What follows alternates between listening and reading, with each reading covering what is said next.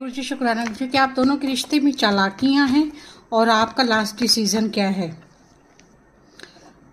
देखिए, आपके रिश्ते में चालाकियां 100% है। आप दोनों झूठ बोलते हैं और ऐसे झूठ बोलते हैं जलेबी की तरह कि वो सच्चाई लगती है। आपका भी कहीं और इंटरेस्ट है, पर्सन का इंटरेस्ट कहीं और है, लेकिन आप दोनों एक दूसरे को बता नहीं रहे कि पहल करे कौन।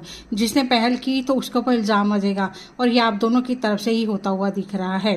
चाहे आपका इंटरेस्ट किसी के ऊपर पसंद का है, चाहे आपका इंटरेस्ट ये दिख रहा है कि इन दोनों में से चूज़ क्या करना है, या आपका इंटरेस्ट ये है कि दोनों में से पैसे वाला कौन है, या आप दोनों में से ये है कि आप फैमिली के साथ एडजस्ट कौन कर सकता है।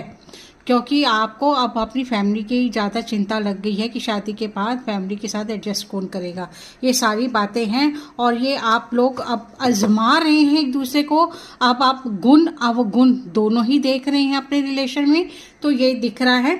और शायद तो कई लोग मूव ऑन होने की कोशिश कर रहे हैं कि आप दोनों की ट्यूनिंग नहीं बैठ रही, अंडरस्टैंडिंग नहीं बैठ रही है। अब आप दोनों एक दूसरे के विचार मैच नहीं हो रहे हैं और आप दोनों झगड़ालू किस्म के होते हुए दिख रहे हैं। अब आपका आगे गुजारा नहीं है एक साथ रहना।